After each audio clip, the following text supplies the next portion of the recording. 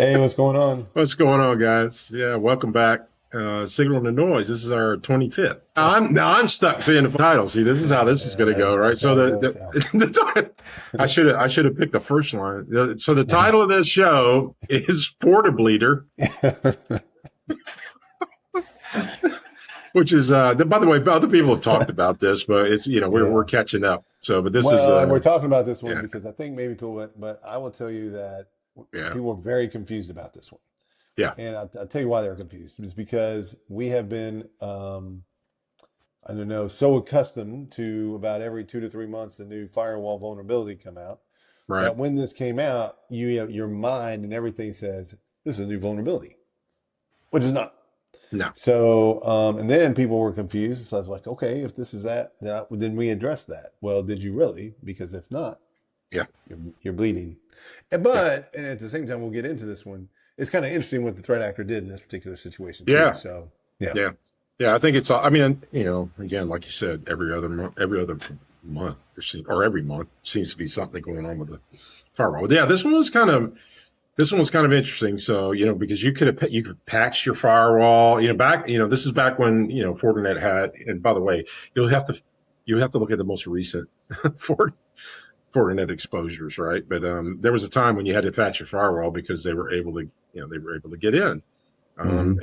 And somebody did, and when they did, they scraped about 86,000 firewalls in 194 countries and grabbed every login they could get off of the damn things at the time, right? And banked those things. So that this particular incident is about them exploiting that database of logins that they got back, at a previous exploitation for Fortinet, right? So in this case, it wasn't doesn't matter. You could have patched it all up and everything else, but if you didn't rotate credentials or do any of that stuff, and you just kind of left it like it was, as usual, configuration management wise, then if you did that, then that's what really caused this to be sort of an issue. But like Chris, you can talk about some of the differences that or how this went down. So I mean, that's Yeah. So, what I found was interesting about this one is like it is purely, I mean, we kind of talked about this in episode 24 to a certain degree, is Um, they could have been patched, but they didn't reset passwords. yeah, That was part of the instructions, right? And so you yeah, say, well, I thought, I assigned my guy to do that. Well, did you validate that? Did you check that? Obviously, people didn't do it. And right, so it just made it real easy for the attackers to go, hey, let's go try those accounts again. And then the second piece of this is really using a Fortinet feature yes, and then that's right, using that feature to basically packet sniff, right, or the traffic to get even more information to scrape even more credentials. So it's using credential, it's using prior compromised credentials to scrape even more credentials yeah, at a bigger scale. So it's pretty. It was. It's simple when you break it all down, yeah, but I mean, I have to give them some credit. And that's the thing. I mean, these firewall devices, if you have that feature, and a lot of people you're like, who is watching that? So that's the yeah, other thing here is which comes back again to configuration control. yes, You can call it configuration drift, you can call it all sorts of stuff, but that's the other thing is hey, there's a change to the firewall. I mean, that's that. It was a change to the firewall. I mean, there's no way they could have done this because no one would have this set up in this way to do this for a production reason. So it right, was there to do it for a nefarious purpose, and here you go, you have it. So if you yeah, had some mechanism, and something like I know this is one of the reasons like we get nothing out of this, but like Lion Guard as an example, does have the ability to basically yes, download configs, and when it downloads that's the right, configs, it says here's a delta. And so yeah, at least you would have had to known, or you would have had something in the sim or something else trip on that. So there's a lot of ways that this thing could have been prevented. Obviously, up front when you did the update, right? Number two, you did some review if you've done some review of it. yeah, Number three, you if you would have rotated those passwords just out of habit, or number four, again, if you were detecting somebody dorking around in your firewall, you would have had it. So yeah, yeah, So, 100%, again, this is goofy, but in no one has an excuse. That you cannot give me an excuse in this one. This is an issue where change control got in the way, or we missed our window, or whatever. All that crap. None of that matters. Yeah. This is fully you fucked up. You missed a step, and you weren't watching your shit, and here Yeah. you are. Yeah. And Well, yeah, because you know that exploit, that the one that had required the patch, it said it in there. Look, you need to rotate credentials because that's part of, if you haven't, that's part of this patch gave access and gave the visibility to the bad guys. That means you really should rotate all your every set of credentials that ever went through this damn thing. And they said that in the original release. The point being is if you didn't do that, then it is your fault for this happening to you. And to Chris's point, I mean, and by the way, we see this. I mean, this is a lot of what's been going on in the last 6 or 8 months. Is that they're using off the shelf, they're using living off the land sort of tactics. Like in this case, they used a feature of the firewall to sniff the packets to look for more credentials and secrets and tokens and all the things that they can do. So it's the same kind of a application, just a different method of doing it. So, but you're right. I mean, in the end, if you got bit by this one, it's yeah, because you didn't follow the advice of the one that yeah, really originated. That's really yeah, yeah. Shame right. on you. I mean, shame on everything. I Right. mean, this is a process issue. It's a managerial Yeah. issue. Yep. It's a freaking company issue. It's a issue. So Yeah. Yep. don't cry. Just No, no, no. Suck it up. You just got to get, I mean, you just got to own it's that, right? Yeah. exactly right. And So now, look, by the way, we should do, and Chris, you and I've at least mentioned this before. I really want to interview some people because I don't think MSPs and or enterprises, no one's had the balls to come out and say, hey, this is what a patching and or vulnerability strategy looks like, the right one, right? Because everybody goes, well, people go, well, they should patch everything. That's not technically possible, but there are some patches and or updates like this one per se when they have to be a high priority and they need to go through an entire process to make sure that you looked at it end to end, not just running the software on the device, but looking at the rest of the device and then doing the work, right? You can't patch every vulnerability that comes out every week. It's just not even technically possible to do. You have to schedule and bring stuff down, and maybe you got to bring customers down or whatever the hell it said. But the point is, there are some where you don't have the option, right? Where right, you don't have the option. You have yeah. to do it all. This is clearly one of those, right? I mean, this is your perimeter defense. You have to do it all. VPN concentrators and firewalls have to be at the top of the list, right? And people have probably heard me say this before, but MSPs hate doing any kind of remediation that's not done automatically by a tool. And so when I hear about like VMware, oh, you know what I mean? And then Yeah, firewall stuff is the same damn way. No one wants to do it because you can't automate it, or you can, but it's really expensive to do that, especially on Fortinet devices. But but it's still inexcusable. well, it's a shitty cycle. I mean, I ran an MSP for years, right? And so Yeah, the point is, everybody's busy. So when yeah, something comes out that requires you to stop what you're doing and go update 300 customers worth of stuff, they're going, well, how are we going to get that done while we're still running the business, while we're still, provisioning through the training. pipeline and training and all the Yeah, other things that are going on. Look, man, I get it, but I mean, and I will say, and this is on the customers because customers aren't willing to pay, right? They're not willing to right. pay the type of rates it would take for all this to get, be more Yeah, managed more tightly.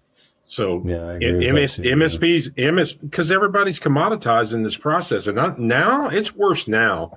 It's worse this year than it ever has been because the volume and just the volume and complexity of what's coming down the pipe. Because all these AI automations are all running around figuring out all these exploits. So you got, the number of vulnerabilities are increasing on not a linear rate, but on an exponential rate. And it's already piling on top of something that wasn't getting managed very well to begin with. If everybody's honest, they're maybe doing 20 to 40% of what comes down the pipeline. It's all they can field. They don't have Yeah, enough people, they don't have enough hands to do it. And customers don't want to pay, again, because everybody looks at security as a cost, right? They look at yeah, it instead of a yeah, risk mitigation.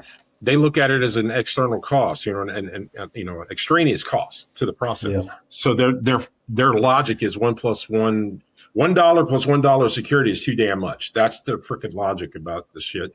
And this is the kind of shit that comes out of that is that, okay, so now your MSP organization can't afford to put the right resources on everything, to try and keep, move the ball on it, a much more comprehensive way.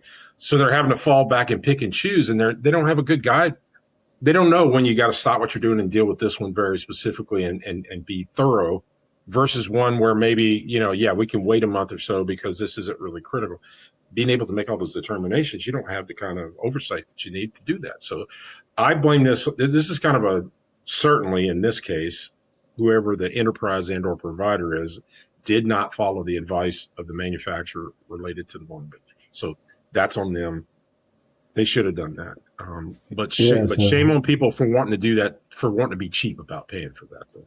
Yeah, and I mean, you put together some good kind of discussion points. It's like if patching does not fix it, are we training people to do the wrong reflex when an alert lands? Are we training people at all? Would be my thing. I mean, right.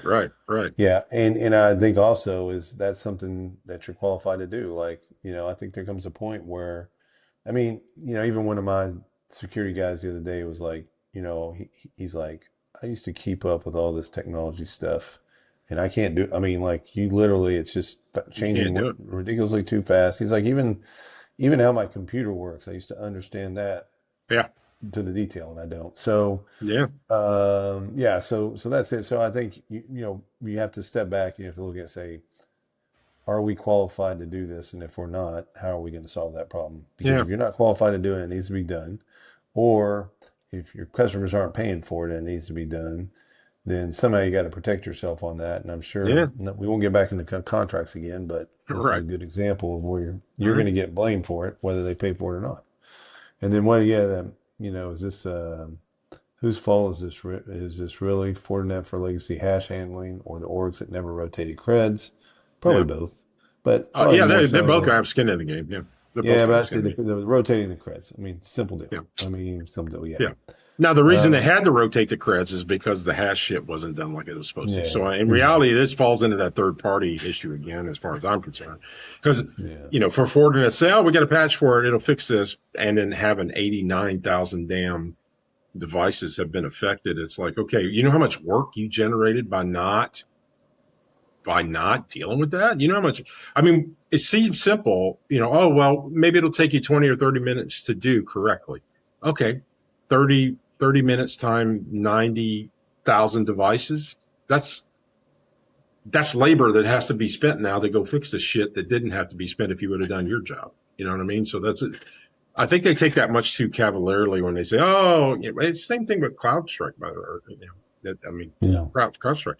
They had that little problem, but you had to go and in some cases, you had to go completely install something on every machine. Well, and then they go, "Oh, we're sorry." Well, wait a Yeah. minute. You just cost the universe hundreds of Yeah. millions, if not billions of dollars for all the human time that had to go out to fix that shit. Exactly Now, right. it's nice that your stock price is really good at this point, but the rest of the universe took it in the ear from that stuff. So, Yeah. Yeah. They so didn't have the luxury yeah, that no, you have as a large company with big right, coffers. Yep. yeah. Should vendors force a credential reset on major upgrades, even if this annoys admins? I look. I think upgrades is one thing. Patches because of vulnerability is a Yeah. whole different thing, right? So I would say rotate because that's vendor speak for, well, when we screw up, should we if it's an update, different problem. I'm going to stick with the patches that have to do with vulnerabilities in those situations. The question is, can they force them? And I don't know how are you going to force that, right? Because It's interesting. I mean, there probably is a way, yeah. but Oh no, there's going to be a method. I yeah. don't agree. Yeah, I don't Well, disagree. but yeah, but typically now the firewalls like the upgrades just don't work that way. But Right. credential management on those devices sucks. Yeah. So Yeah.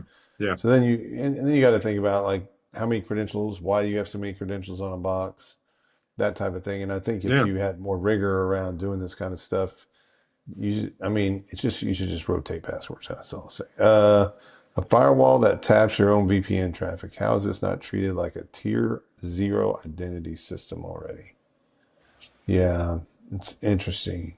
Yeah, Well, I it's mean, it sees everything right? It sees everything in a tier everything, zero system. everything. Yeah, I mean, Yeah. that's its job is to look at every packet in detail, right? Even breaking it down as far as it can break it down to be able to get inside of it, you know? So, Well, yeah. the other thing too is thinking about this, just thinking about this again, this, tapping into the traffic or sift the traffic, seeing what's going on.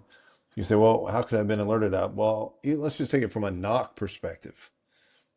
Yeah. I guarantee you those devices were processing and running memory at higher rates than ever before when they was doing that shit. Because that stuff Right. is, that takes a serious, that consumes a lot of resources.